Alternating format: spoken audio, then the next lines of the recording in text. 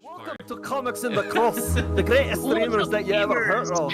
My name is Cross, and tonight we are playing Dungeons and Dragons. I don't know, that was really like hardcore stuff. You really dug into that dragon. It was hardcore. Dug into it. I appreciate the fact that you just went for it. I did. I'm gonna use 6 sorcery points. Oh dang. And I'm going to cast polymorph at 4th level on myself. I'm going to turn into a mammoth. I'm scared. Yes! Yes! Don't leave it! Oh, I'm running towards the green light. No. Oh! So good! Should I stop running towards the green light? Benny? What's happening? What are you doing with the bed sheet and the... He lifts the bed sheet and there's nothing there. It's okay. Apparently I died last night and I'm a ghost. He looks at Hawthorne. She ate one of Skinny K's bars and she turned invisible. Hey, my bar! Okay, Yeah, there's a big floor puzzle in here with the cranks. Whoa! I'm not totally sure how to solve. I just died by minecart. What the hell? Bob and Glob, and there's just like a third one of them. Just like it's like walks past and like, oh my goodness, they're multiplying. Okay. I'm following you now. No, stop it! Go! I gotta go talk to Leo. No, I'll be quiet. TBD, is that you? Yes, of course. Continue. No, you go. Nope. No. Nope. Why? What are you doing? What? Leave me alone! Oh No. my God. Do you need a task? Do I need to give you a task? I have a task. Follow you. No, that was. I thought the expiration was already on that. I thought we were done with that. Yeah, no, I want to do it. Oh, God. Oh. I walk up. I said, I need something that deals with blunt force trauma. He looks over.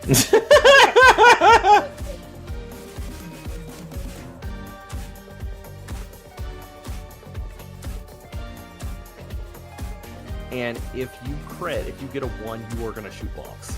And he's going to take full damage. Oh. A band-aid. Alright. That's fine, he makes bandages, he can repair himself. Oh no, you did not get a 1. You got a 1?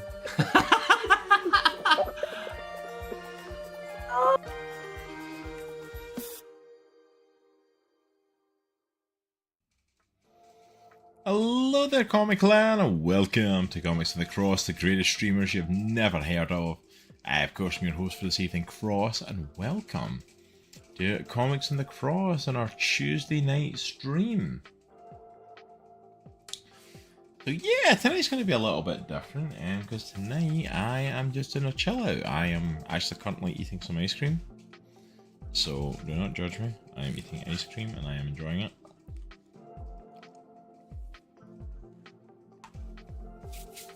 We are doing a hangout tonight. I finished Mass Effect 2 last night. And I'm really excited to jump into Mass Effect 3. But with Galaxycon being 2 weeks away, and my son deciding now is the perfect time to not go down for naps during the day and to just be awake, I did not have the daytime hours that I had to work on stuff. So for anyone who is not aware, we did make the announcement on our social media. I'm gonna post the link. I'm actually going to be heading to Galaxycon here in Richmond. And I am going to be hosting some D&D games there. I can basically prep whatever I want to prep and do whatever I want to do for it. But they're only going to last about 3 hours each. So I am prepping a little kind of story linked to Andraja, actually using the original characters from our first D&D sessions, and before Chronicles of Andraja were even a thing.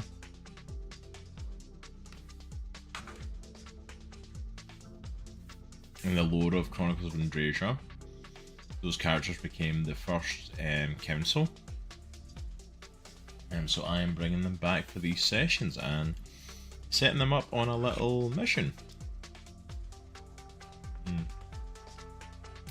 So I take a little bit of time, just work on it the night, just hang out, and if you're here to hang out, I appreciate it. Sorry, I'm very much enjoying my ice cream right now.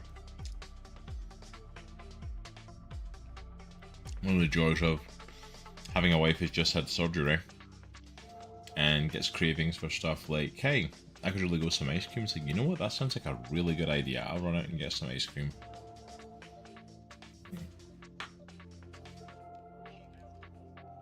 But while I'm eating that, let me go to our gameplay screen. So as you can see, this is the Galaxycon Richmond website.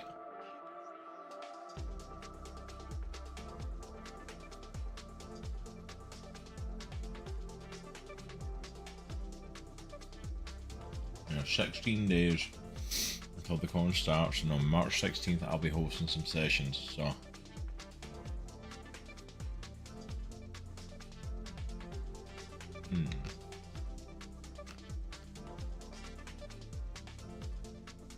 some of the stuff I'm going to be using.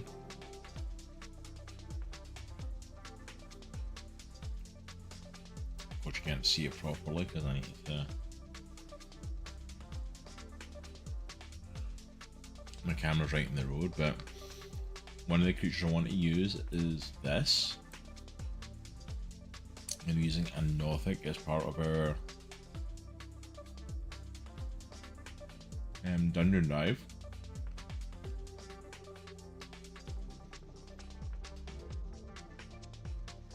Decided to use them. Also going to be using the ghoul.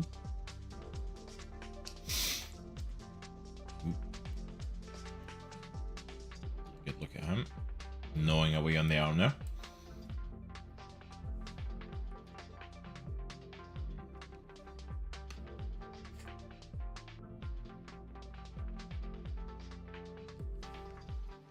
There was a creature I wanted to steal some traits for. Because the big bad for it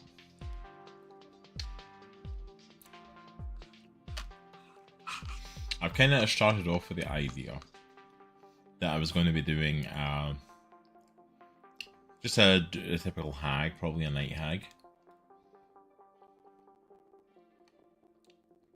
And have it being our heroes have gone to a village where the children are being stolen away.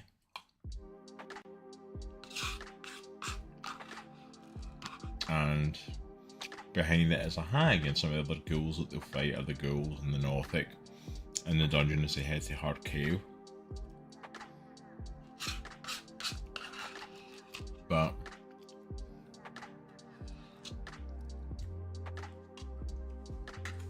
really good. Sorry, wanted to finish up. But for my birthday or Christmas, I can't remember what it was, my wife picked this up for us. There will be a dungeon, Space Hawk, but there will not be dragons.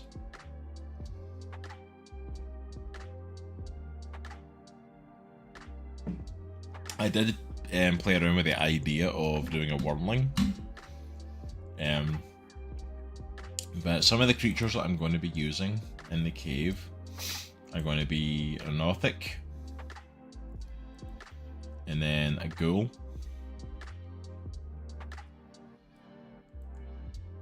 and so pretty much anybody that's watching me on here won't probably be in the session, so I can kind of talk about it. The original plan was for a night hag.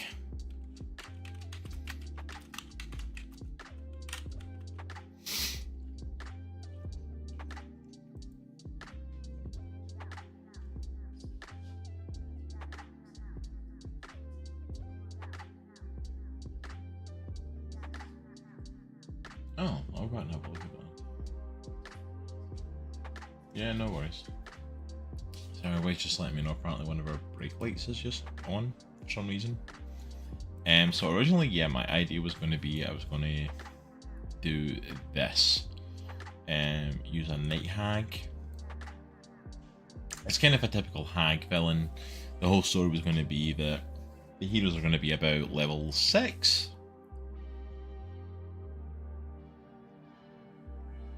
So a little bit into the adventuring, come across a town where the children are kind of being taken and disappearing and they don't know what's causing it. Would follow some of the tracks to get there, follow some of the stuff around it. And one of the things that they would do is go through the dungeon. They would meet the Nothic, who, by the lore of the Nothic,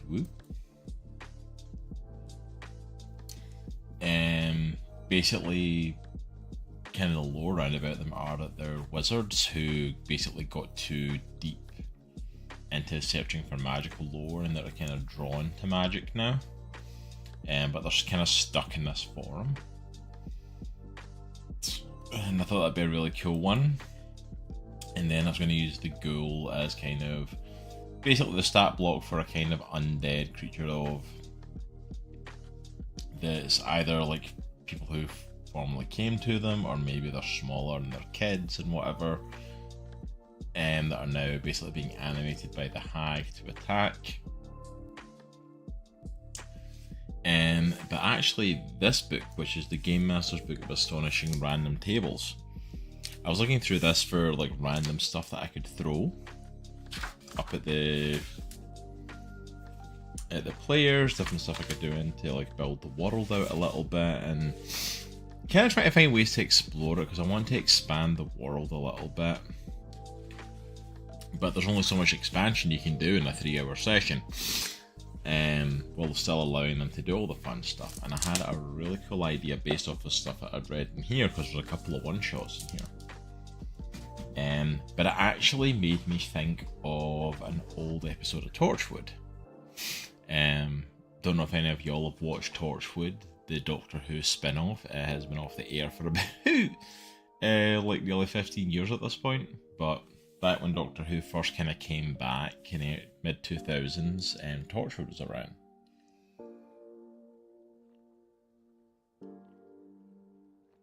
And one of the big stories in Torchwood was the Children of Earth story. 5-parter where this alien race had came and taken kind of control of the kids. And when we get to the 4th episode, we find out that the reason these aliens are wanting the kids, because it's like, are they eating them? Are they enslaving them? Are they selling them as slaves? Are they doing all this stuff? It's like, no, they are literally using these kids as drugs. They are strapping them to their back, keeping them alive for decades, and using them to get high. And I thought, wouldn't that be cool if I used the kind of basis of the night hag stealing the kids and that kind of story, and let's do a little kind of fantasy version of that? Because I felt like that'd be a really interesting thing of like, well, how do you deal with someone like that? That's just out and out. I was thinking of having it be someone in the cavern, someone who's a little bit of a magic user. I was thinking of using maybe a drown, basically creating a from scratch kind of stat block based around the night hag and some other abilities. And he's Pied Pipering these kids away, and where they think, oh, it's some witch in the woods that's stealing kids, and eating them, kind of like the Annis hag from Baldur's Gate 3. It's actually this dude of like, oh no, like I'm using magic to basically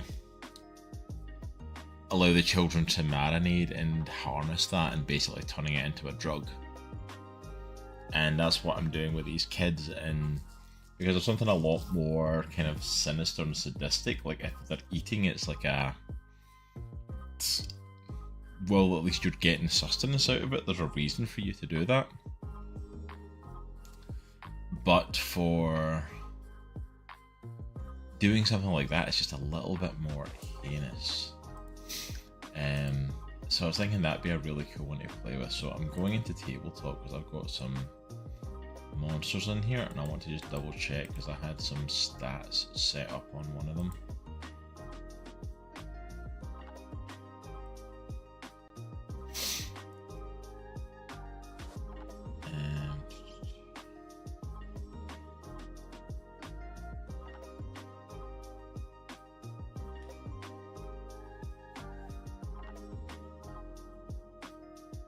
No, it wasn't. Nope. Mike was on in that apparently. It wasn't that. Where was it? That was what I wanted. Bone Claw. It was in the villain. It was a monster I was gonna use, and then chose to do something else. Bone Claw.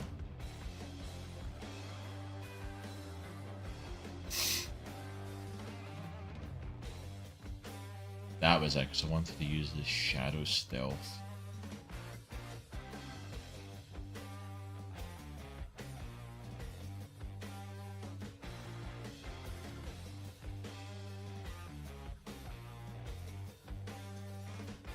Yeah, because I wanted to use this. Well, in Dim Light and Darkness, the Bone Claw can take the hide action as a bonus action. No, it wasn't that one. Shadow Jump, that was that. The Bone Claws in Dim Light or Darkness. Each creature of the Bone Claw choice within 5 feet of it must succeed on a saving throw to... No, that's not Shadow Jump. What was it? There was one that could use like a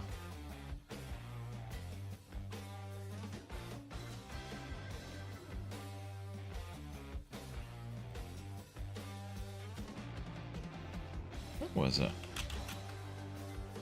There's an ability where you can move in the shadows.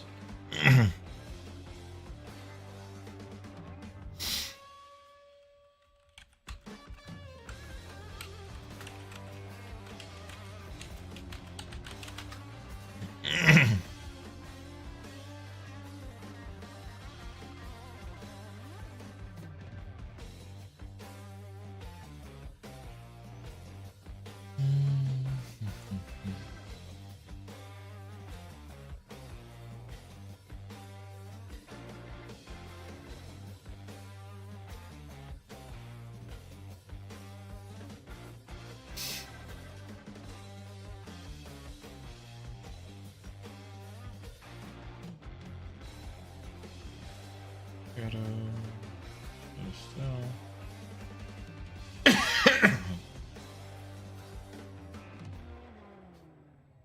down it out.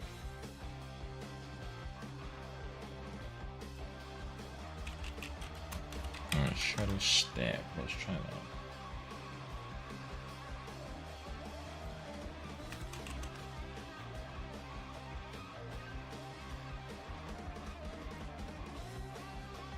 That music's too loud, let me know. But that song's a little bit louder than...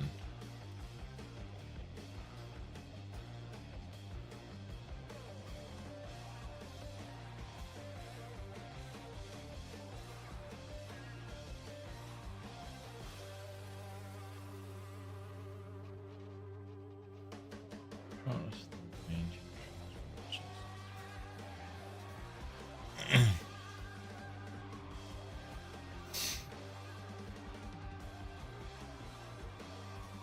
Moving in the manner does not proportionate attacks.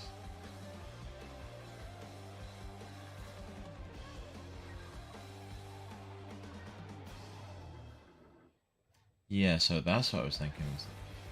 I think you should TPK all of them so they really know what it's like. Also plan a 3-hour shopping session. Yeah, that'll give them a real D&D experience. Like, hey, let's go shopping for 3 hours.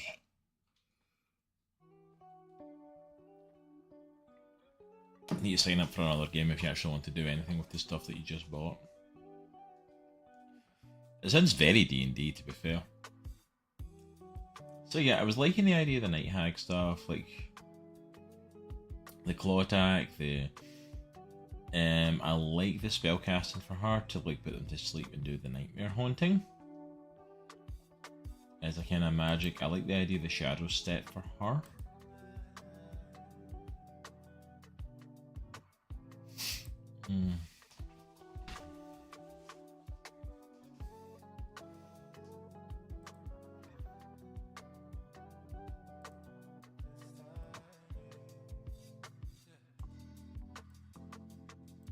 So I'm gonna need a screen apparently.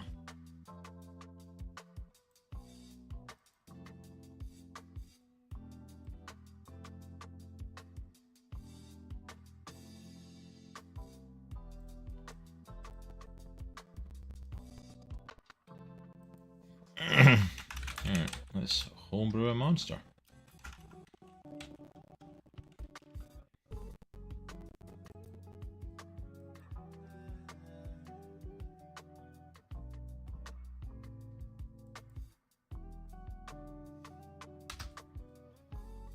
Okay, so shadow step I definitely want to give.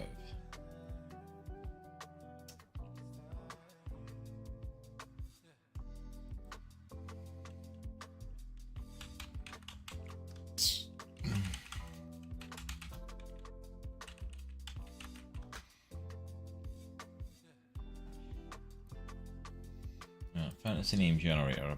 I'm feeling like the bad guy I want to be a drow because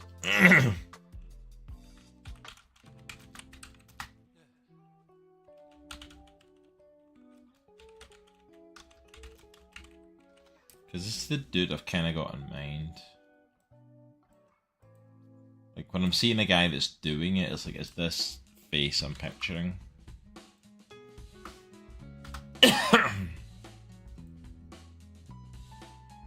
From Hellboy and the Golden Army, like that sort of look to him. So that's why I'm feeling like Drow, because that's what's kind of coming to mind.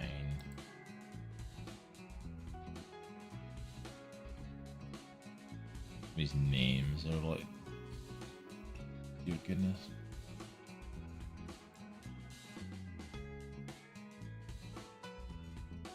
The Roin, maybe?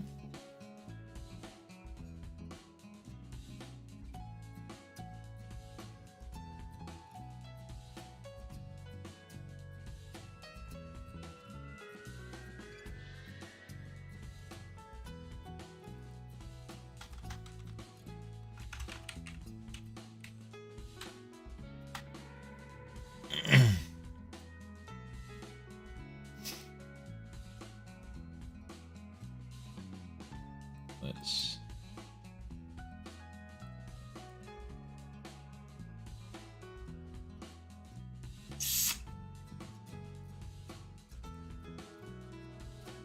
I need to try and find something that's fairly simple to pronounce, along with the fact of something I can actually say in a Scottish accent and I'm not going to just stumble over the top of.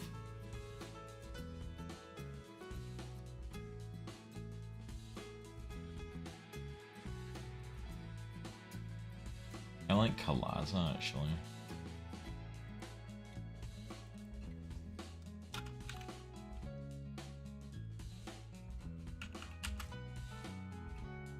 How we spelled it? A-L-Z-Z-A.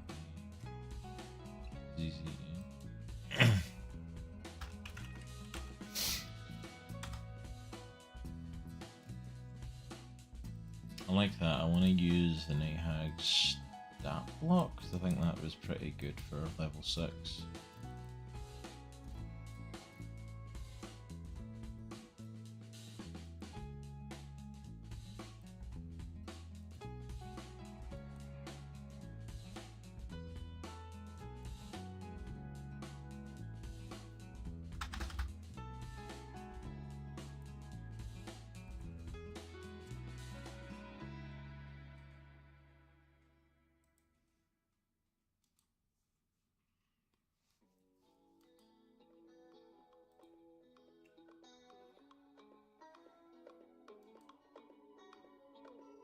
Can I? You gonna let me save the picture?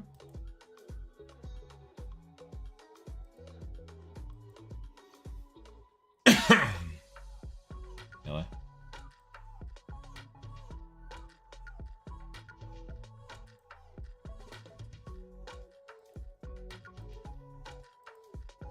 Picture. My desktop does this weird thing as well, like where I can't open the pictures and actually see it, so. Okay, he's actually under Nawada, so.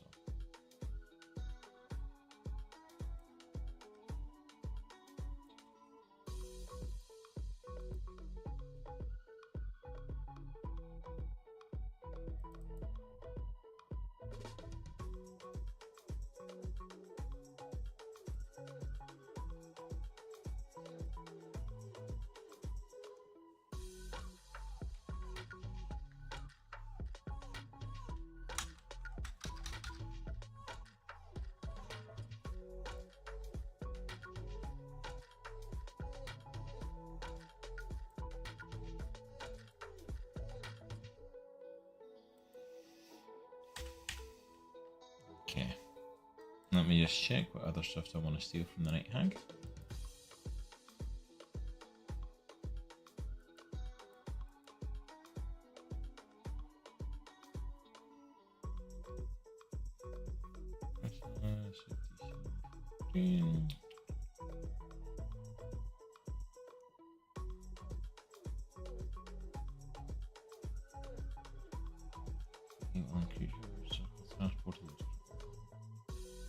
I need to plane shift for the nightmare haunting. Specific humanoid material plane protection. Cast entire prevents contact. This is a magic circle. As long as the contact persists, the target has dreadful visions. If these visions last for at least 1 hour, target gains no benefit from stress.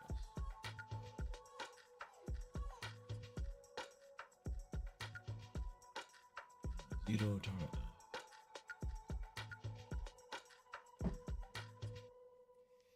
Magically enters the ethereal plane from the material.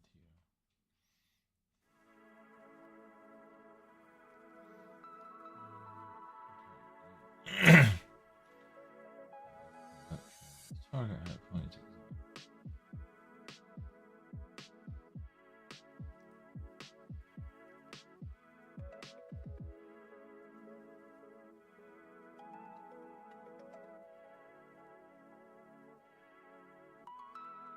Nightmare Haunting wasn't quite what I had in mind.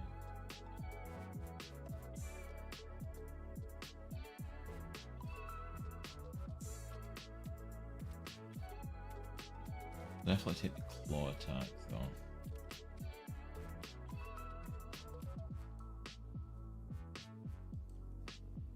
Won't be claws he has, but definitely like the stats on that though.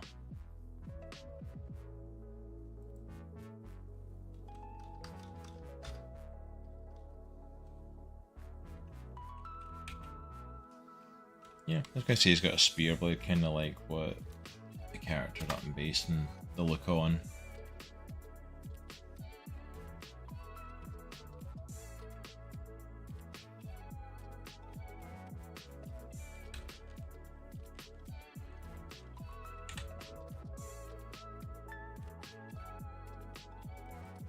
I got 10.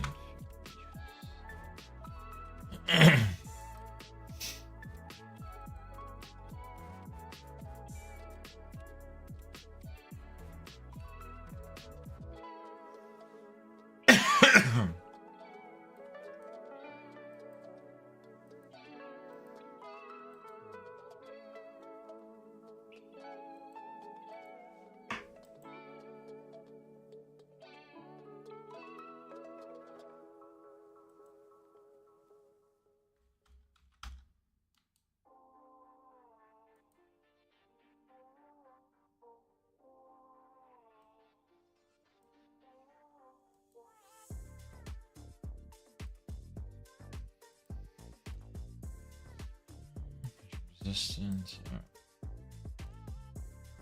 Shadow Step's definitely a spell we're using.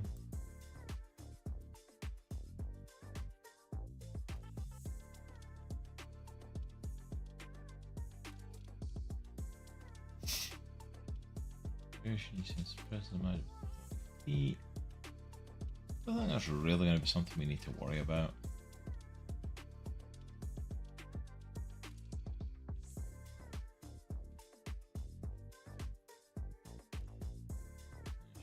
Ray of Enfeeblement.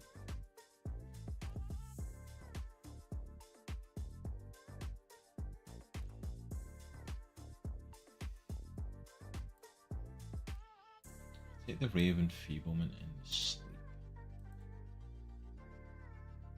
I don't think the plane shift's going to actually help us, and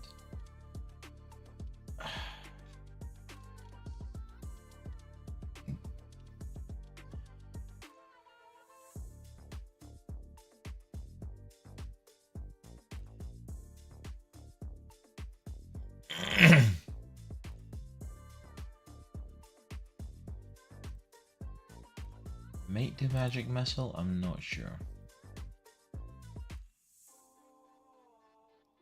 Manage to make a ranged spell attack against the target.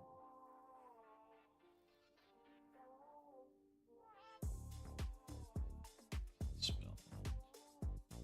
And turns, it takes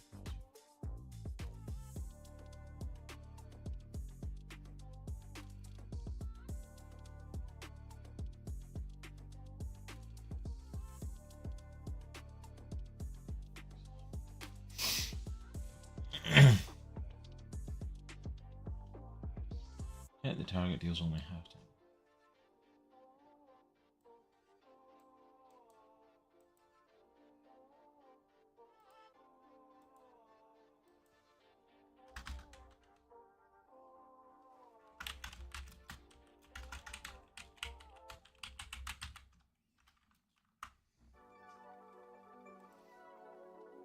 Okay. So I think of a few spells and stuff like that. It's Caleb, any input you have if you're still watching, dude, on any of this stuff, let me know.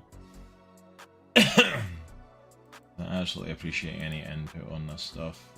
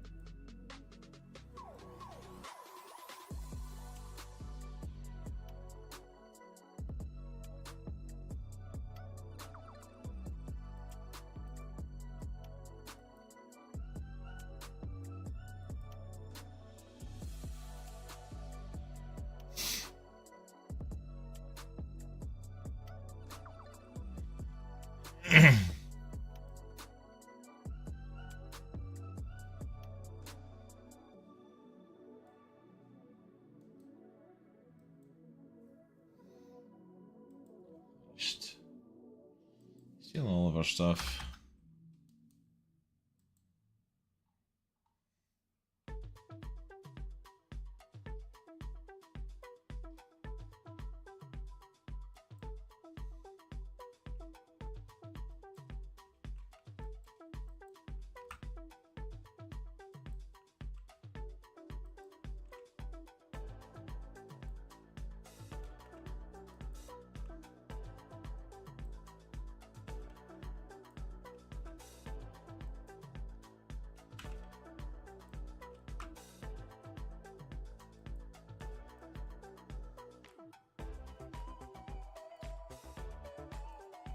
Nice and simple.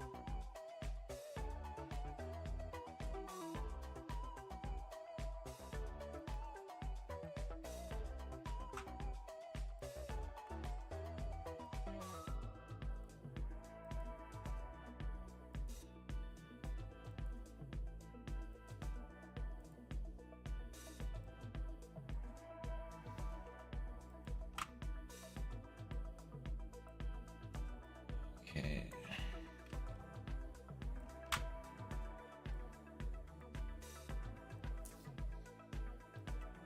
So if you guys are watching, what do you think of the idea then that, like, I've got for this bad guy kind of like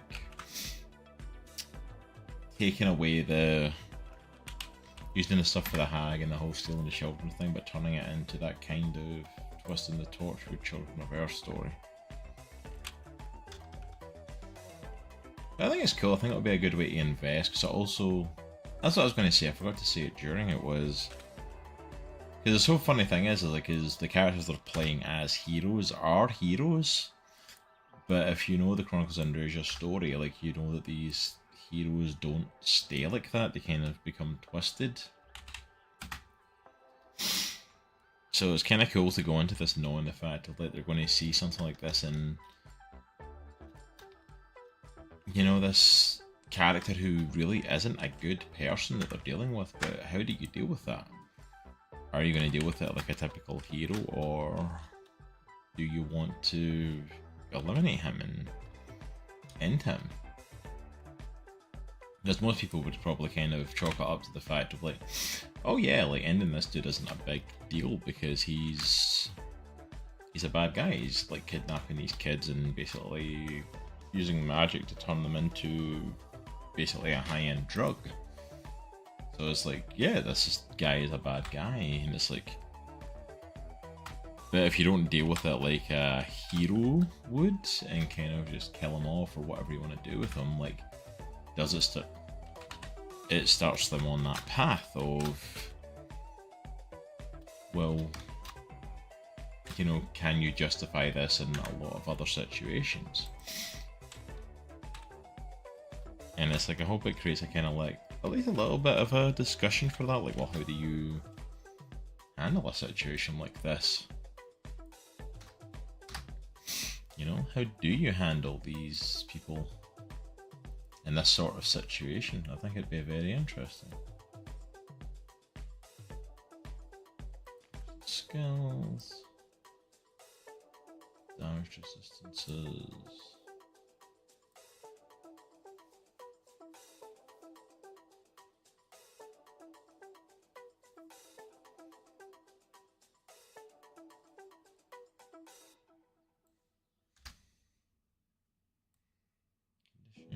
Unities can't be charmed. Senses.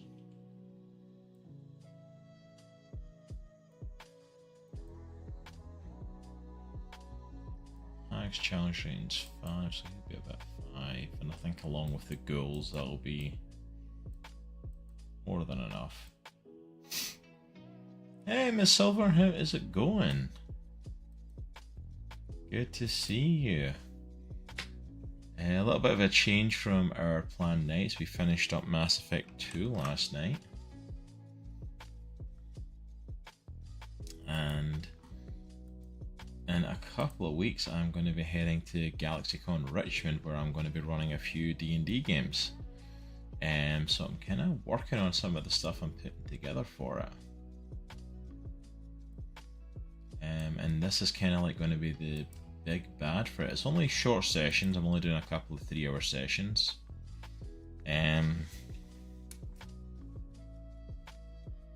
So I'm kind of working on putting that together. So yeah, because I didn't get a chance to work in this today, and it's like 2 weeks until the con, so I wanted to spend some time working on it, and my son has decided he doesn't want to take naps anymore.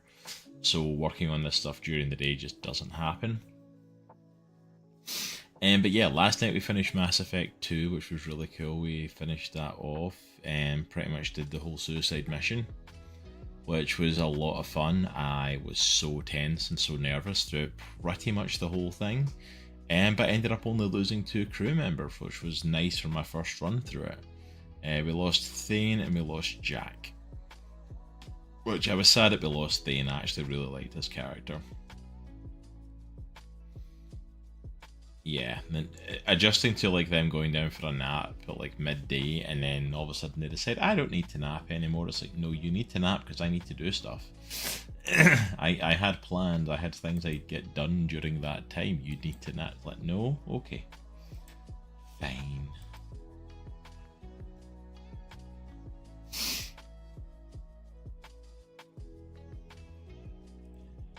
2-day each was. But yeah, so we're going to be prepping for these sessions. Galaxycon Richmond, I'm running 2 D&D sessions on March 16th. So I need to make sure this stuff is ready to go, and I'm feeling confident in it. If I've got the stuff down in front of me, I feel a lot better. You know, it's one of those things, like I know it's going to be in my mind playing of like, I need to get this done. I want to get this done. I need to get this done. Yeah, that'd be cool if you could make it there. Yeah, I wasn't even able to go until this kind of came up. Like, I didn't have the money and stuff to go, and then the opportunity came up. They were looking for dungeon masters, and it was like, it was actually our friends over at Misty Mountain that put me on to it, and that it was something they were looking for, and I'm like, yeah, I can DM. But this is going to be the villain for it. Drawing Kalaza. I need to get used to saying the name. I've just kind of done it with the fantasy name generator. Because originally I was going to just have a night hag, like kidnapping kids from a village and they have to go and save them. But I kind of thought of a twist on it My wife bought me the Game Master's Astonishing Random Tables book. And through some of the stuff in there, it kind of got the gears in my head kind of going for ideas. And I was like, I'm going to do more than just a night hag stealing kids. And I'm actually going to take a twist on the Torchwood Children of Earth story, where the aliens had like wanted the kids of Earth, and because they were using them as a drug to get high off of. And I'm like, that would be a really cool idea for this. So he's going to be the main bad, and then also got a couple of other monsters. So it's going to be just a short cave diving kind of thing, you know, going into a dungeon. So I need to make sure he's just the right stuff. What's I going to do? Let me pull up the Sisters of Woe that we used in Chronicles of Andrasia, because they had a good list of spells, and I want to see if there's anything I want to steal from them.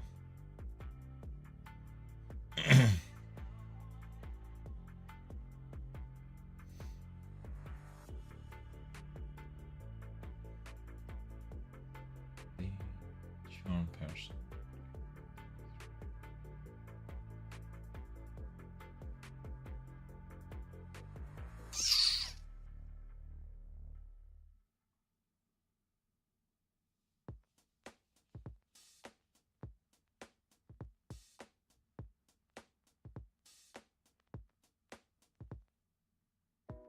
Yeah, nothing that I really want to do anything with, because I don't want to make him too OP, because I'm keeping because they're only going to be like level 6, and each session's only like a 3-hour thing. Like, it's not going to be an in-depth game or anything like that.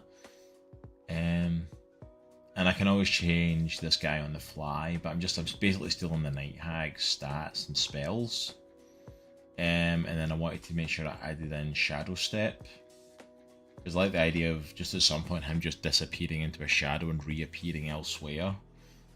And then along with him, during the fight, he's going to have ghouls fighting with him, so there's probably going to be a couple of them.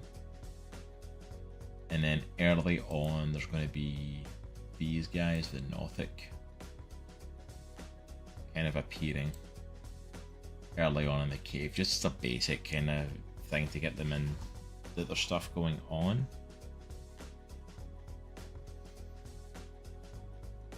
So I'm definitely thinking that that's looking good. One other thing I wanted to do was... Nothics look adorable. I'm a D&D noob. Yeah, so Nothics I thought were quite cool. They were a cool looking kind of like cave monster. And then it's like, apparently the lore behind Nothics is they are like wizards that basically got lost in searching for deeper magic and turned into these creatures. And I'm like, ooh, that could be a really cool kind of... I like having a story in my head, so like that's a reason they hang around like this magic stuff. And it's like, but they just look like cool little cave dwellers. They make me think of like the creatures from The Descent, the good horror movie. I don't know if you've ever seen it, but they make me think of that. So I was like, that'd be a cool little thing. And they're fairly weak monsters, so like a level 6 party should be able to tear through them. But it's just to kind of get them an idea of like there's going to be like traps and other stuff.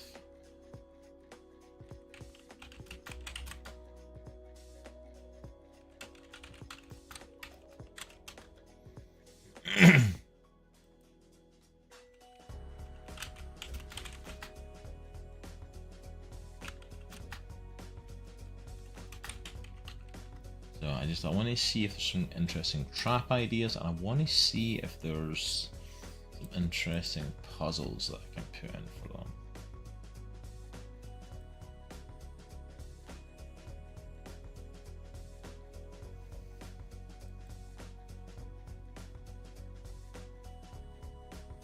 There's some devious traps.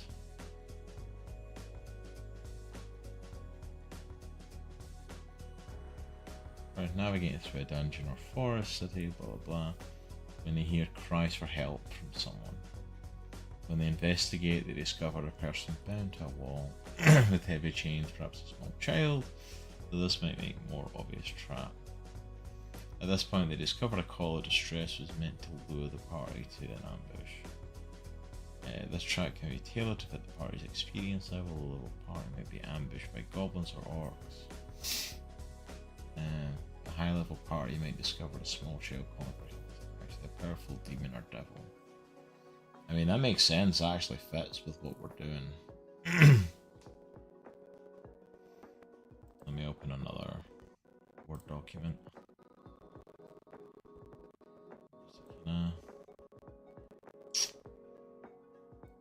Save some of these colour distress, I like that one.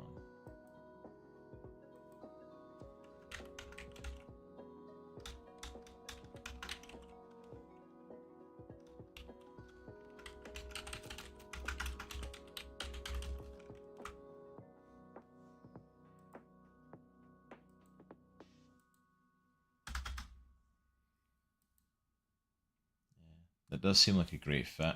Yeah, because my whole thing is like the kids going missing, so I'm like, so to go into a cave and they hear a kid's asking for help, and I'm like, yeah, like that's a believable thing that you could find. Pretty common, capable of being employed, nearly every intelligent creature in D&D, too basic taste of snares, versus something. Snare.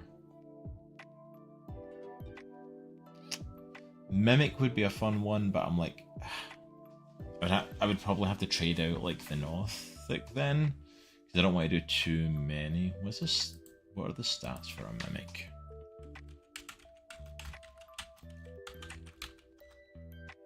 Like, this was a Northic. A Northic is a level 2. So Mimic challenge rating is about the same. Yeah, I mean, I could change it into a Mimic. A Mimic's a really good one to do. Especially because I don't know what level they're going to be. Like, I don't know if they're going to be experienced players or what they're going to be, so. Do the gelatinous cube.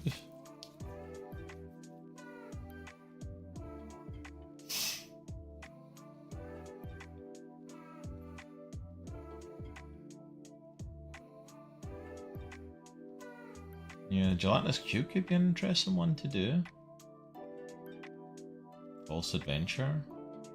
Particular devious traps, not the kind that can be detected in the normal means. Party's given a quest to perform. However, the quest is from a source that wishes the party harm. Nah, that's too big of a story for. Yeah, pit trap. Always a good one.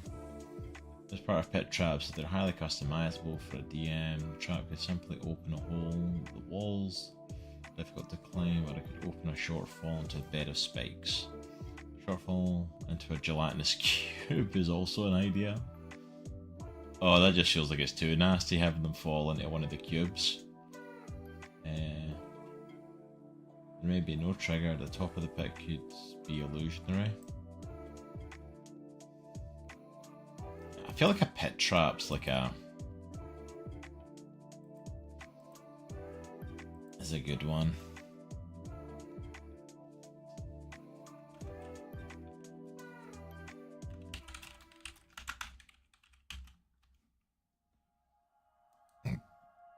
Excuse me.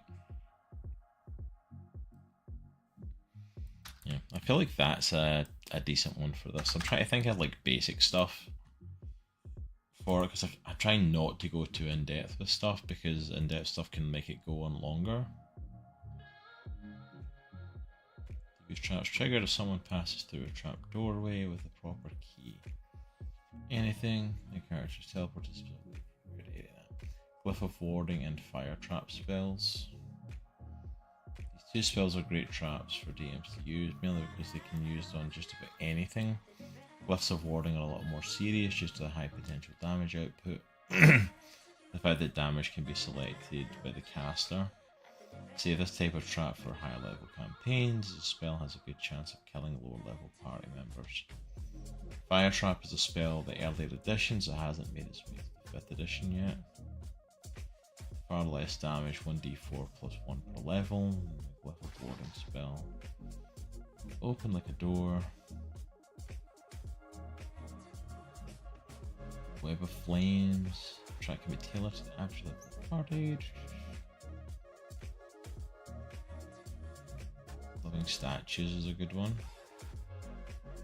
Compactor.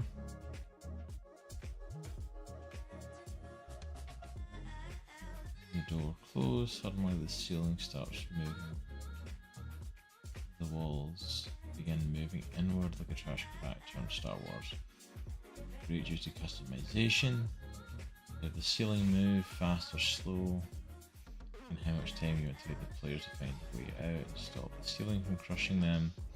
It'll also be a good way to introduce an NPC who comes along to see.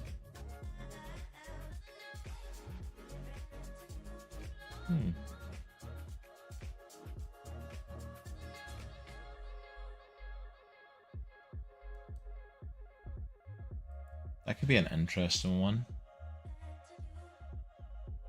Trash compactors thing, I'm thinking combined with the pitfall could be a really interesting little thing. Like they fall in the pit, and once they land there, like it starts to close. The only thing is I need to work a way for them to get out.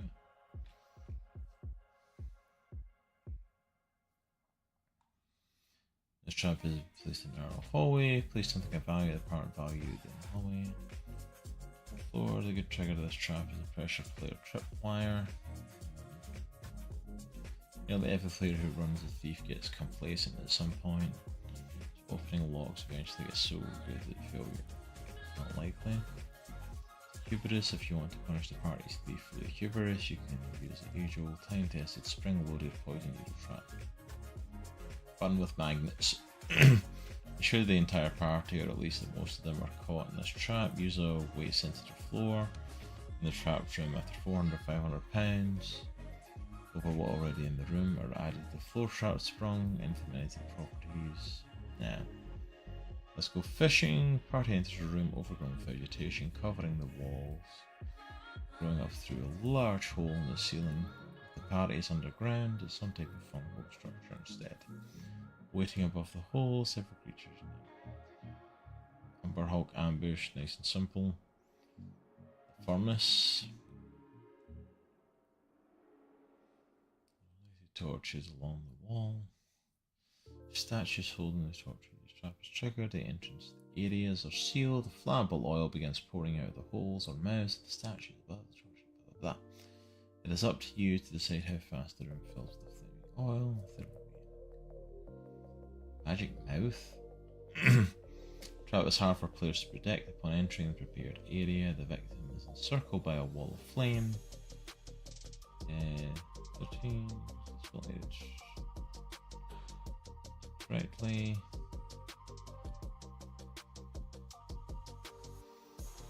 Alright, we've got a few trap ideas.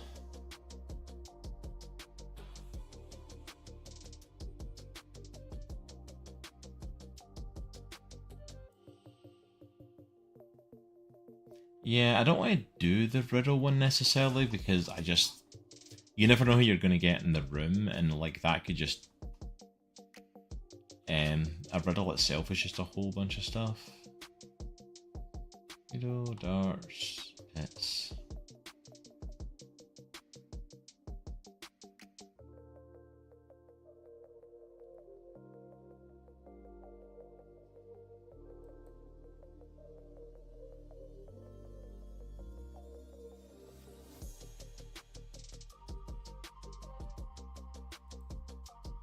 Best puzzles and traps. The rich want it, the poor have it, the perish if they eat it. There's a series of riddles that they must solve before moving forward. First, create an obstacle that has their characters. Riddles could be a talking door, a sphinx, blah blah blah, something to do it.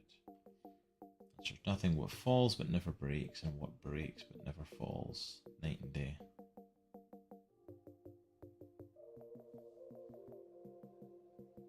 Time existed before me, but history can only begin after my creation. Writing. Okay. The beginning of the end and the end of before. E. Pieces successfully answer your riddles, let them pass. If they fail, let them face the consequences, like fighting whatever asked the riddle or escaping a trap that triggers.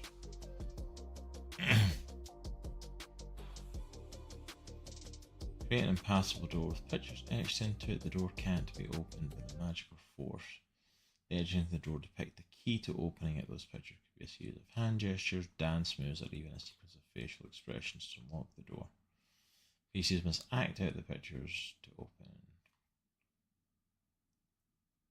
Tiles on the floor. Mirror room. Design a room containing a mirror with an extra item that's reflection. The setup simple in the room. It could be any room from a bedchamber to a wizard's lab. Place a large ornate mirror. When the PCs look into it, they'll notice that there's an item in the mirror that isn't in the actual room.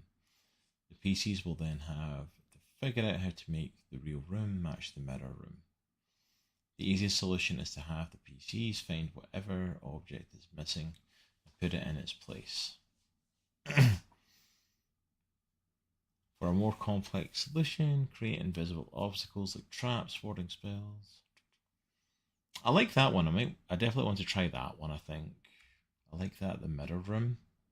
This one I've seen before, the idea of either having an item in the mirror that's not in the room, or the idea of like when you look in the mirror, everything's reflected, but some of the items are in a different place, and they have to work out that they have to match it up. Empty-handed statue, they need to put something into it.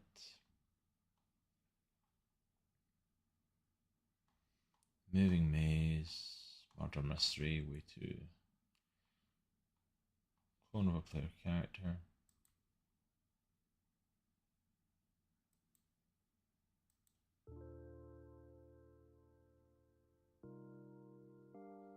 Apparently my music just decided, hey, I'm not playing anymore.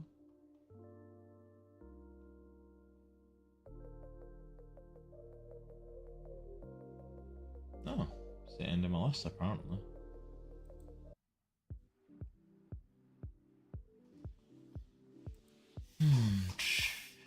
Time loop, never ending path.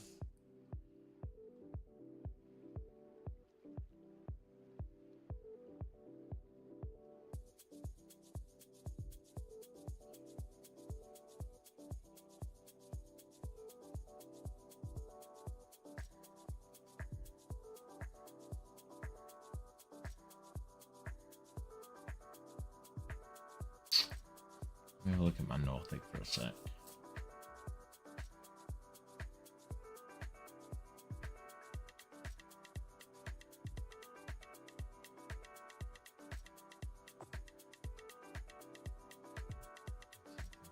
Minutes, right?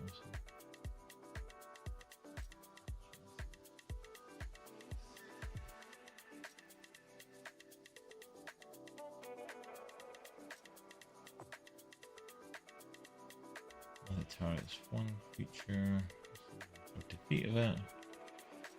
Go Constitution saving throw against the magic or take 3d6 necrotic damage.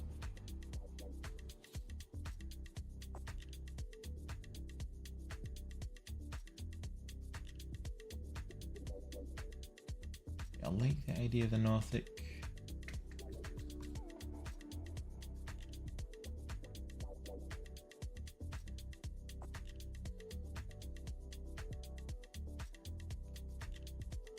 Makes an object form target subjected to its trait.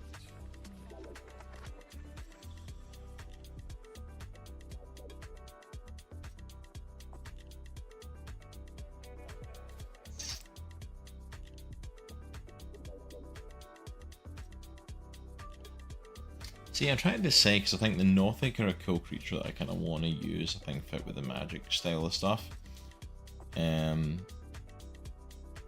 Because the idea is that they're going to go into the cave, and what I'm seeing is they're going to go in the cave, they're going to explore it. I'm thinking... Pull this up.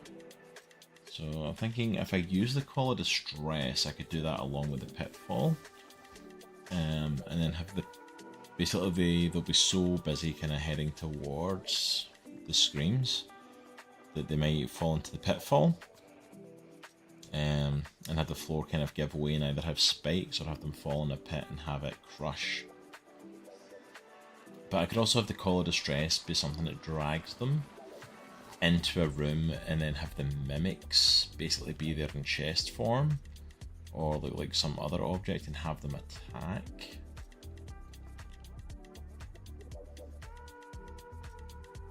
I don't know. I'm definitely... That's my thing now, is like I don't want to overload this with too much stuff. There's a 3-hour session.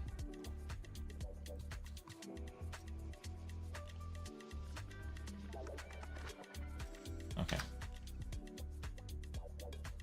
I want to keep the Call of Distress thing there, so I'm thinking the Pitfall, the Call of Distress are good traps to have set up. And then I'm thinking doing the mirror. I think I might even have that in my folder already.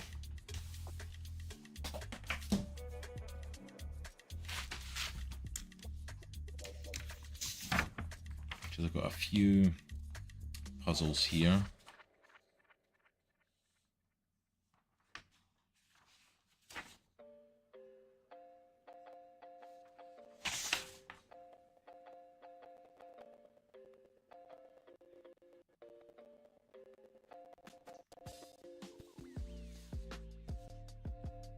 I could do like the tilted floor, I could do the deadly wire, do the haunted mirror for those. Like puzzles that I've got, they're always good ones to do.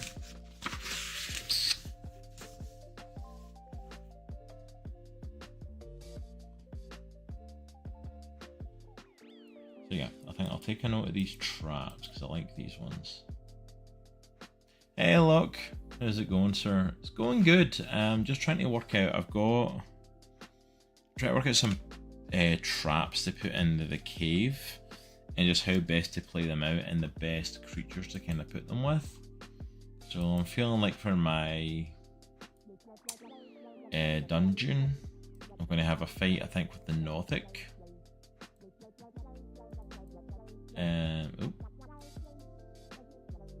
And then the big bad, I'm going to have them fight. I'm going to have him with a couple of ghouls as minions. And then...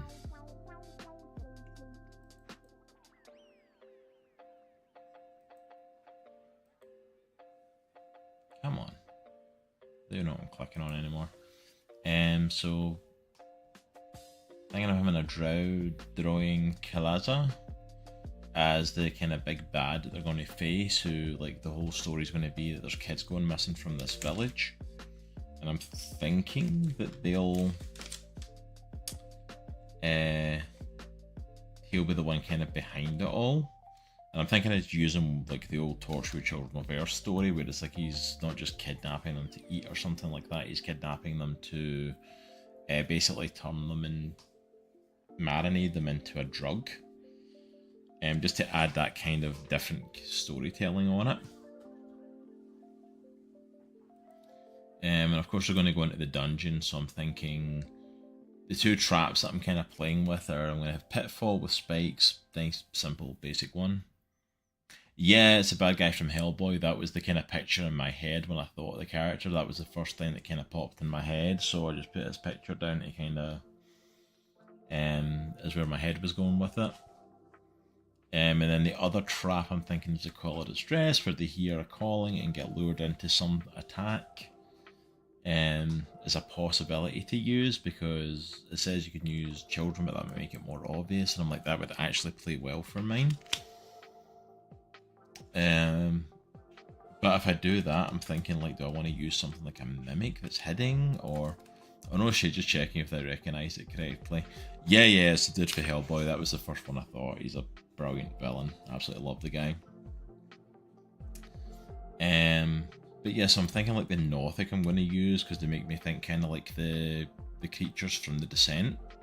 So they go into the cave and there's just these creatures that are there that they fight, they have pitfall traps, and then I'm thinking 1 or 2 puzzles, and I'm playing with the idea of the deadly wire Which heroes are faced with a room crisscrossed, but it looks like a thin spider's web. The room has been interlaced with tightly strung monowire, non-flammable and so thin that it is capable of deep cuts at the slightest pressure. Wire cannot be cut or burned. Heroes must carefully navigate the room with at least 3 dexterity, athletics or acrobatics checks. The DC is up to you. On a failed check, they come into contact with the wire and the slashing damage and the DC of your choice. Tilted room is another one I'm thinking at. Long room lined with pedestals awaits the player. Top of each pedestal is a large gem. Unbeknownst to the hapless adventurers, the floor is carefully balanced along the rod that runs directly along the length of the room. Players can pass through the room walking in a straight line, single file, directly down the middle. If anyone strays from the line, for example, to examine the gems, which is actually just crude glass decoys, the room will tilt suddenly at the side. Beneath the floor is a layer of acid that will splash up on the players and stray away from the middle, dealing acid damage. As the floor tilts to one side and the other side, the acid oozes up from below in a tide of bright and bubbling green. And then the other one I'm thinking of using the Haunted Mirror, just as one that I've seen before that I've never used really. It's basically they look in a mirror and see a reflection of the room that they're in, but the items are like in a different place and they have to move the items to match that for a door to unlock. Because like I'm starting to think, oh, we could do this, we could do that, we could do that, and like I'm playing a bunch of stuff in my head, and I'm like, I've got 3 hours, and the fights themselves can take a good hour, 2 hours of it, and I'm like, so I don't want to do too much. So I'm thinking having a pitfall trap, fighting the Nothic, one of the puzzles, and then the big final fight should be more than enough to kind of cover that time. In fact, I might end up being cut some of it. And then I've got my characters created, level 6 for them. It's always hard to both plan and fill the time, but avoid overfilling. Well, that's it. I want to make sure I've got enough options that I'm definitely going to fill the time, but I want to make sure like I can go from thing to thing and tell a story. Like, if I cut half of it out, I don't care if they are aware of it. You know, it's like, or if I'm aware of it, sorry, like as long as they feel like it was a cohesive and fun story, and I want them to have a good time. So I've got 6 characters I've created as well, based on the original characters we played when we first started D&D on the channel, and that became the original council and Chronicles of Andrasia. So got a Gnome Artificer, Phalaman Heartdance, a Halfling Rogue, Sarrow Swiftguard, Dwarf Barbarian, Adric Hammerjaw, Dragonborn Bard, Ori Lamak, a Druid Human, Hurin Wolfsbrood, and then an Elf Sorceress, Vidania Moonbrin.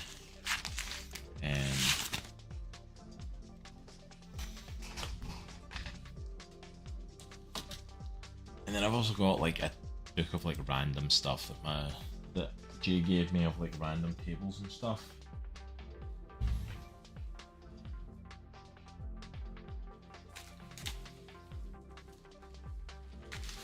Oh yeah, and this is what I'm doing as well. So I got this package came in, and it's full of Misty Mountain dice, and I got basically dice for my players. So whoever comes to sit at my table, I've got a maximum of 6 at each table, that can appear. And whoever comes to sit at my table gets a set of dice, and depending on what character they play, the dice are actually sets from Misty Mountain that are like for the classes.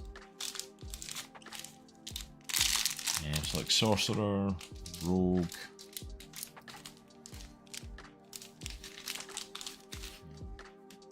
so I've got 6 different types of dice. So yeah, I think we're mostly sorted. That's the rogue dice again. Yeah, they're good looking dice, Miss Silver. So these are all, we can actually get them from Misty Mountain Gaming, so our sponsors. You can go and pick these up there. It's a sorcerer ones again. Okay, I picked out rogue and sorcerers, both sets of them. But basically, yeah, I got 6 different dice sets and 2 of each for the players. Remember, I think that's wizard.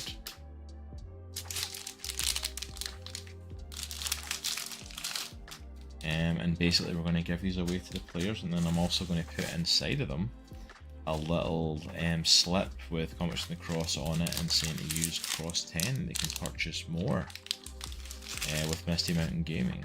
So give a little advertisement as well to Misty Mountain for it.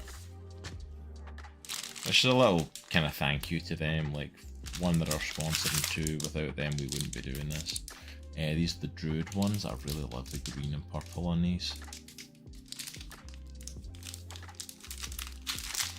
But I think we're good. I've got my big bad, who I'm feeling fairly confident about.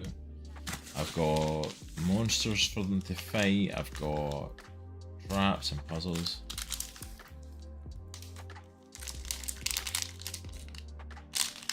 Yeah, use code CROSS10, Miss Silver here. I can throw it in chat.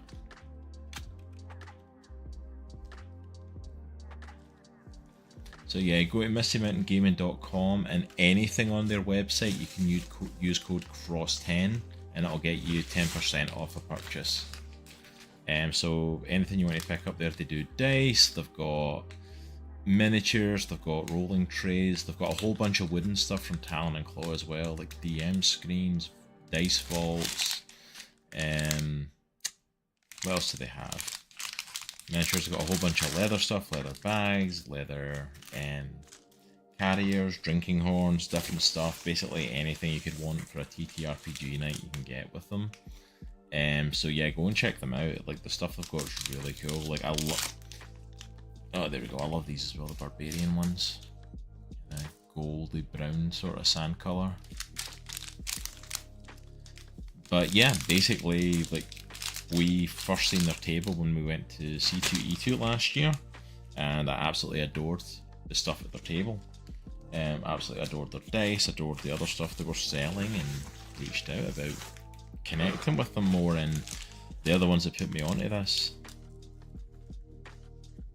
Oh yeah, the asteroid ones, that's on their front page now. Like, yeah, they look really cool. I was looking at their website today, and I'm like, so yeah, we have a bunch of these dice to give away to our players that come to the table, so I'm super excited. It was something that came in my head that I really wanted to do. I thought, how cool would it be to basically go play a D&D game at a convention, and the DM goes to you, yeah, here's a free set of dice to take away with you, and also a code so you can buy dice from this fairly big retailer and get 10% off it. And I'm like, I mean, even if the game's crap, you're going to remember them, you know what I mean? Let me...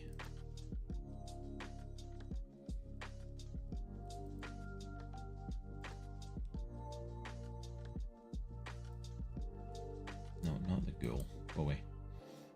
So yeah, so these are the things I'm going to print and cut these. So just slip one in each of the bags. Just says visit mistymountaingaming.com, use code CROSS10 to save 10% on all purchases. Official sponsors of Comics from the Cross and our logo. And I'm like, yeah, I think that's perfect.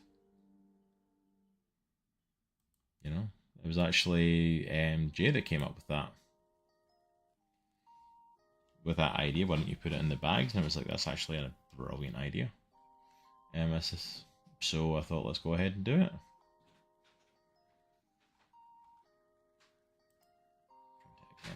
More than that. I have no doubt I'll mess up some of the stuff.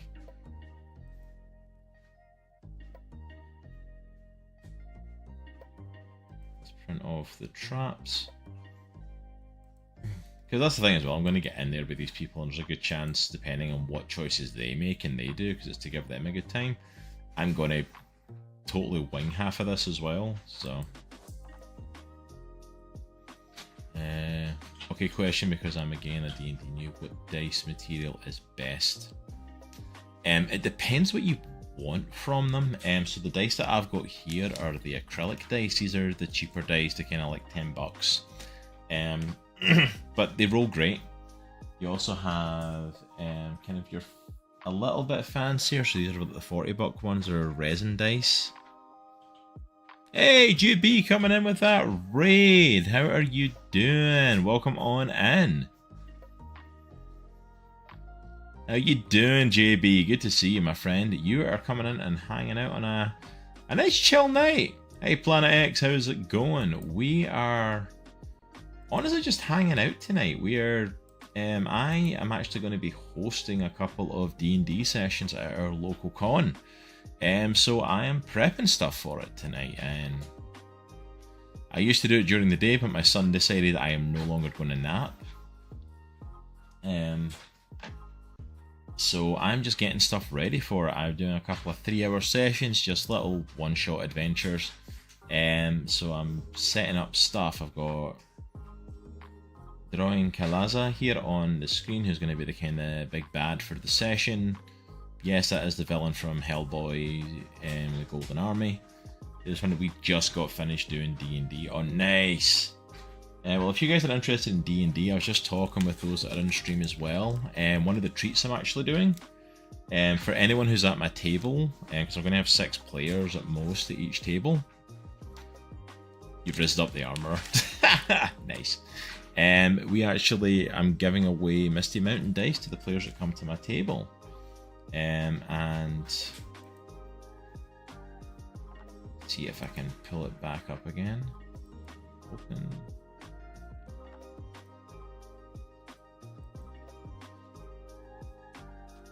So we are actually sponsored by Misty Mountain Gaming.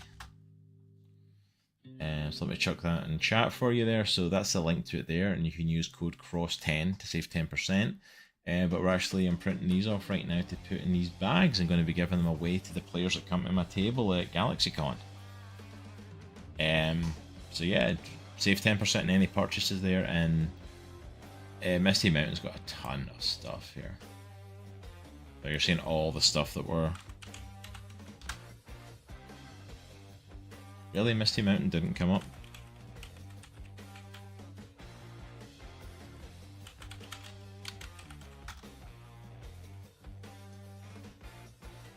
Sorry, I'm just getting blocked a little. I'm trying to make sure you all can see. So yeah, this is them, and they do all sorts of different types of dice. Leather bags, dice vaults.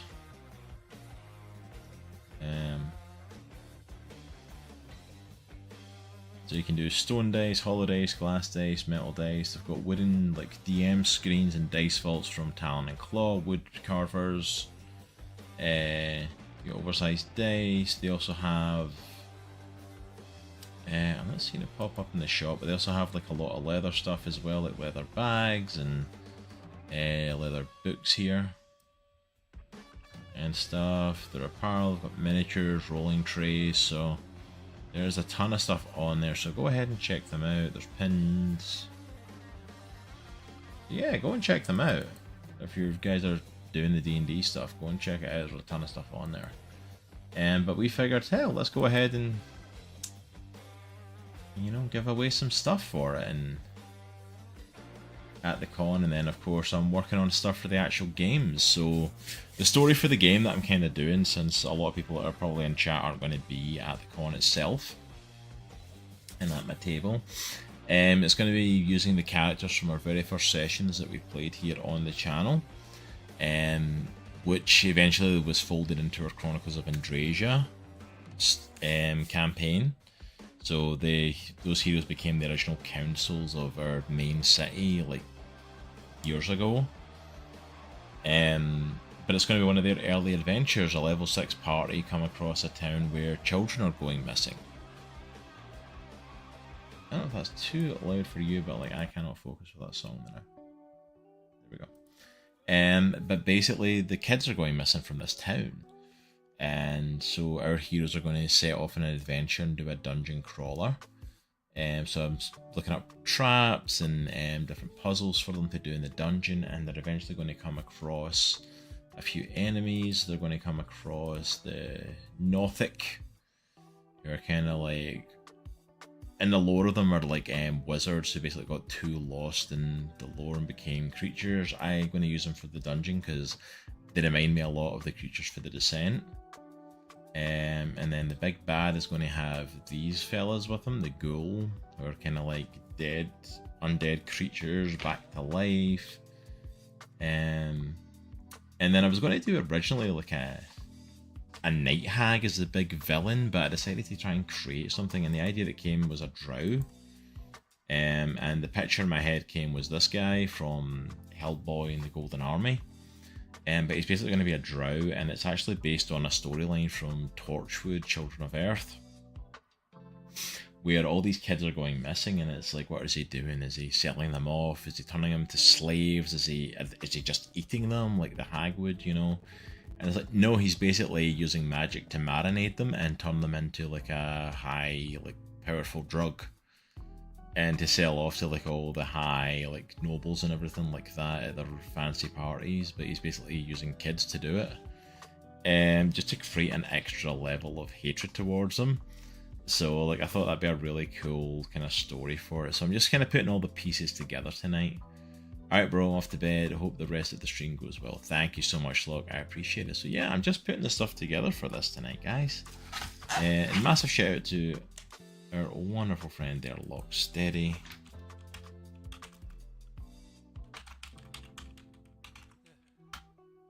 Go and check him out. There's a bit of Helldivers too, and let me do a little shout out for JB. Didn't do that when you came in, JB, and I should have. I apologise. But go and check out JB if you're part of my community and you're not following him. Go and show him some love. Known JB for a little while now, and it's good to see you in, man. It's glad we got to catch your stream as well the other night, and I got to pop into you, because it's been a while. But yeah, so I think I'm fairly doing well with what I've got. The player characters, I've got 6 characters. And there is a gnome artificer. There is a halfling rogue, an elf sorceress, a dragonborn bard, a dwarf barbarian, and a human druid. They are on our side, and then they're going to have a bunch of stuff to do in the dungeon, and then fight off with Durin Kalaza.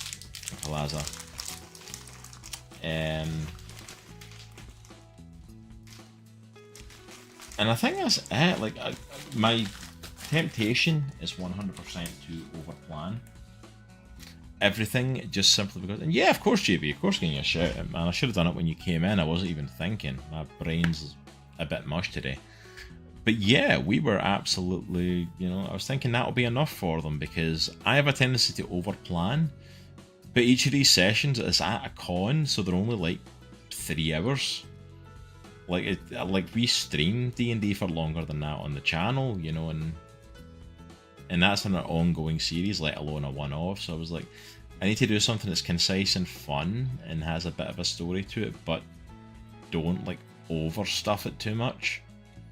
And I have a tendency to overthink. Like, my wife even told me that tonight. It's like, don't stay on too late working on stuff for this, because like you're going to overthink it, and you don't need to. But I feel better now that I've kind of got stuff in place, and I think I've got a nice simple story for it, and I think it's going to be fun. And I have no doubt that my players are going to derail me within the first 10 minutes, as tends to happen. But yeah, so JB, you were doing D&D, you said. Like, are you guys doing a full campaign? Like, are you DMing it, or is someone DMing it for you? Or like, what's going on with it, man? Because if you are doing some D&D, I definitely want to be checking it out. I all in on D&D. Just got my first set of dice. Thanks for influencing me. Absolutely. What set did you go for, Miss Silver? Because now you've bought dice, I need to know what set you bought. What set did you go for? Did you get the asteroid ones? Because you were talking about those.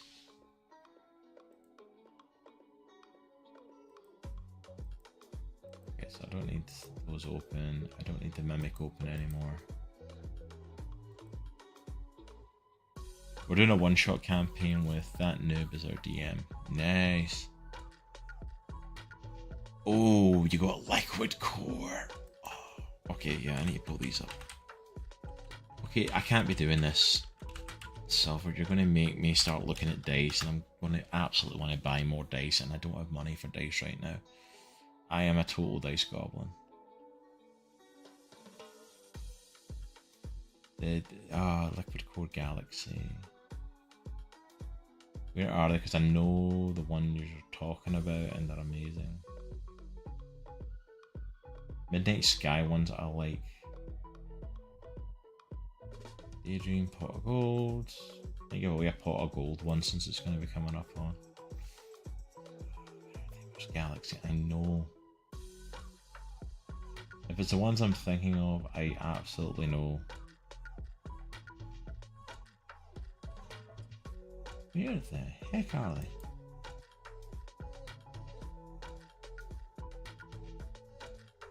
Oh, is it this one? Is it Celestial Galaxy?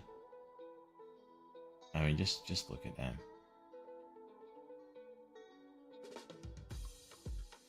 My wife actually has a set of the liquid core ones, and it's just such a stunning set of dice just to see the movement inside it. Oh yeah, I also have to say, by the way, one of the things you can get there on their website now, and I absolutely bought, was a Mimic dice storage. Totally worth it. I absolutely love him. He sits on my desk and I can hold some of my dice. And they are a lot heavier, but I will forever sing the praises of the Dragon Scale metal dice. Like, these are a bit heavier because they're metal dice. But 100% I love these. I use these in my DMing, and it's like they're my favourite set of dice. I absolutely love them.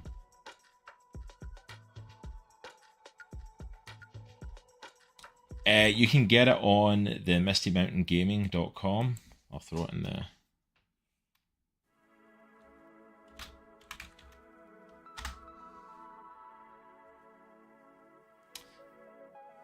There's the website. If you go there, it should be under the Talon and Claw stuff because it's one of their wooden... Yeah, there he is.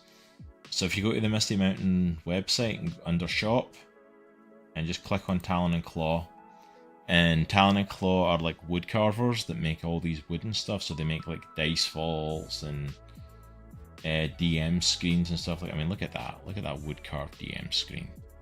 I did not have $124 to drop on that, but if I did, I guarantee you I'd be buying it. I don't even play in person. I'm on like with streamer games. But right on the first page is your mimics. And then they also have various colors, so you can see there's brown, there's blue, green, red, and purple. It's not spinning up to that.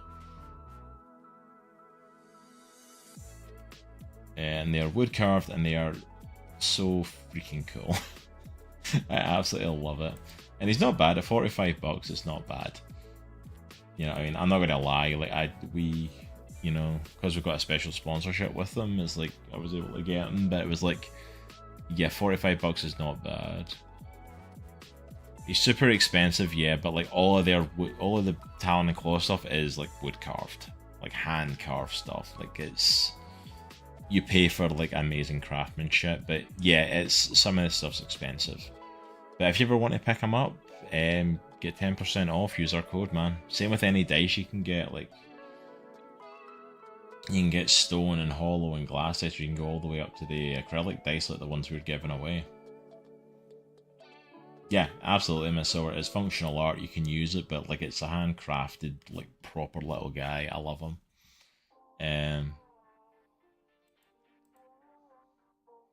But yeah, it's like, so I'm super excited. I'm super excited to get to meet some of the Misty Mountain people. They're going to be at the con as well, so I'm excited to get to meet some of them in person. Alright, give me one sec. I'm going to grab that stuff off the printer.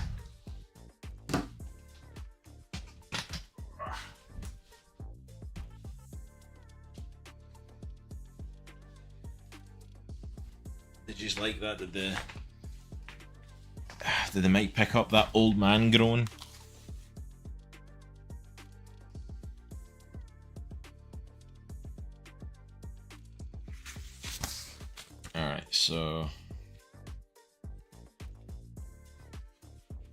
Yes. You don't have to agree that quickly. Just saying. Alright, so I've got my traps, I've got my villain. Because I'm going to have a laptop with me, but I also have an old man grown, so don't feel bad. Yeah, it's just part of... You get into your 30s and all of a sudden you start groaning and creaking when you bend and move, and it's lots of fun. Lots of fun. Alright. Okay, so villain in. So like I'm trying to make sure I'm prepping everything I can for this, because I'm taking a laptop, but I want to have the paper copies with me also, just in case, and I'm printing out 2 of each set, so I've got of like the monster stats and everything, so I've got 1 for each session in case I need to write on it or anything.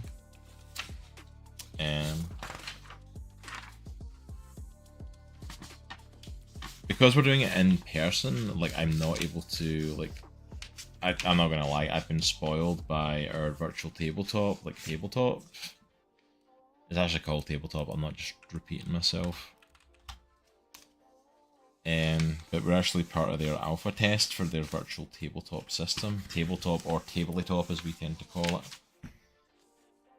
Because there's a Y in there, so we started calling it tabletop for no discernible reason until we realised, wait a minute, that's wrong. But it allows me to track stuff so easily, and I've kind of gotten a bit spoiled by it now. So when I'm having to like, I'm going to an in-person thing, I'm like, okay, I need to actually like plan stuff. Like, okay. And then got my printouts that I will cut and add to our dice bags. I think we're actually pretty on board set for it. See, I get worried, like, cause I start to like process stuff. Hey JB, thanks for the lurk, my man. You have a good night, fellow. Don't know why I'm calling you fellow, that was the word that came to head there, but you have a good night. Go chill out, relax, man. Thank you so much for bringing the raid in, I appreciate you.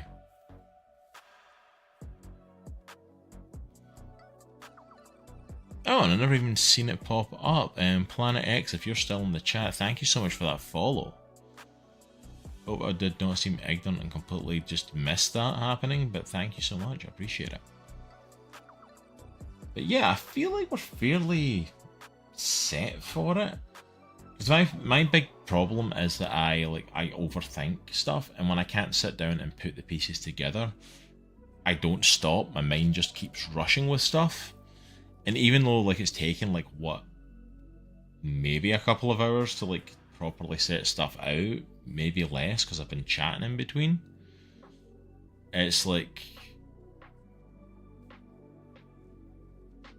you know, it's like I'd rather have it set out like this, and it's like, especially like, because there's 2 weeks coming.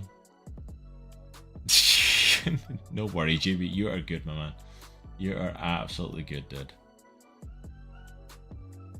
But yeah, I'm feeling better now that I've got it down. I'm feeling more ready for it. I think it's just the nerves are kicking in because because I'm still a fairly new like dungeon master. I've only been doing this for just over a year. You know, it's like I started like last January when we kicked off Chronicles of Andrasia. It was my first time DMing, and I'm still fairly new to D&D in general. So to get the opportunity to like sit down and, well, not only just sit down, but to have like Misty Mountain put my name forward as a DM for to DM at a convention, and I'm going to be sitting at a table with strangers, basically signing up to say, "Hey, I want to play D&D with you," and expecting an experience. Like it felt like a lot of pressure, you know, because you want to do a good job. It's like these people are paying their hard-earned money to come to a con, and you want to give them the best experience possible. I'm part of their experience at a convention now, and it's like, it's a massive opportunity. So when something like that happens, I get severe anxiety, so my anxiety just kicked in. Oh yeah, I'm fully ready for that, JV. Like I've had that so often. I think that's one good thing about me being a DM, that allows me to do it, is that I can think on my toes. I'm pretty good at like ad-libbing and just like thinking on the spot of what to do with stuff, because like our party is insane with some of the stuff they do. But yeah, sitting down with a bunch of strangers and like to give them an experience, and like this could go off the rails so quickly. Like this could just like veer off in some unbeknownst direction that I have no idea, and I like. But the interesting thing is I'm excited to see how the first session goes, because I'm wondering if something's going to happen during session 1 that makes me think, oh, actually I want to change that for session 2. I'd love to change that and alter that and move this around and do something different. But yeah, this is going to be fun. I'm excited for this. I'm super excited, and I get to go to Galaxycon. Like I wasn't going to be able to go, and I'm now basically got a weekend pass to Galaxycon because I'm now technically staff, because I'm helping them. Not fully staff, but and I'm like, this is amazing. Like I'm so hyped for this. It's hard to say it without like me sounding like I'm getting a big head, like I was put forward for this, and I'm like, I 100% wholeheartedly feel unworthy to have been put forward for this and doing it, but I'm super excited for it. But I think we're good. I am probably going to actually wrap up fairly early right now, because I don't want to spend a massive amount of time sitting and letting myself overthink. I've been on for a couple of hours. Well, thank you, Miss Silver. I greatly appreciate it. I greatly, greatly appreciate it. And we were talking about Misty Mountain dice. So all the dice you're seeing here at the side, or in that video, they're all Misty Mountain dice. Some of them are dice that our players have purchased themselves. And Token Asian, one of our players, has actually done some amazing photography work on it. And I clipped that together with stuff from one of the Misty Mountain videos of their own dice, that they use kind of like for advertising and stuff, so to kind of show off some of the stuff. So, alright, so for on Twitch, I'm going to go and drop a raid, because we got an amazing raid from JB, and I want to go show some love to someone as well, since we're ducking out a little earlier than usual. There's actually people on, and we actually have an opportunity to go say hi to someone. I'm never like trying to raid this early on a Tuesday, so I need to have a look and see who's on tonight. I don't even know.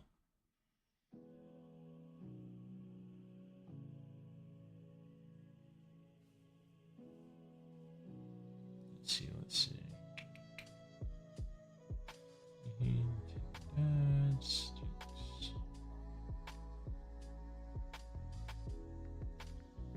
True. Sonia, Mohon getting cool. Amos on, Magic Minshock, Noob. Okay, Raptor.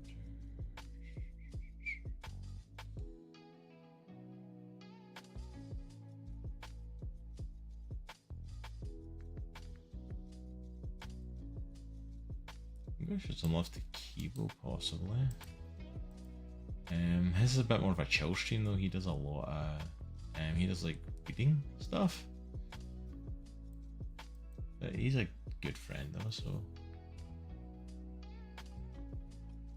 Oh, he's actually reading Hill's Moving Castle now though. That could be cool to jump in on.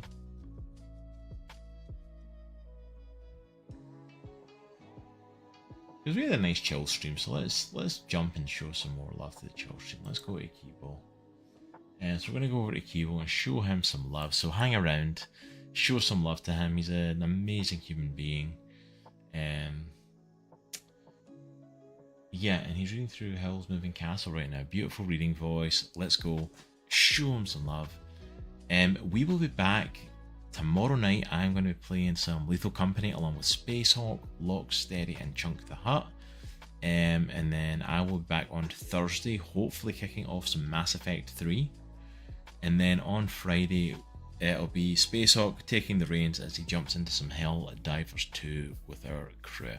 So thank you so much. And for anyone who's wanting some more D&D stuff, we are back on Sunday with Book of Astra and Monday with Chronicles of Andrasia.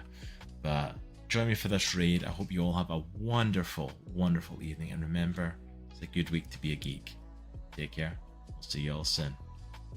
Peace.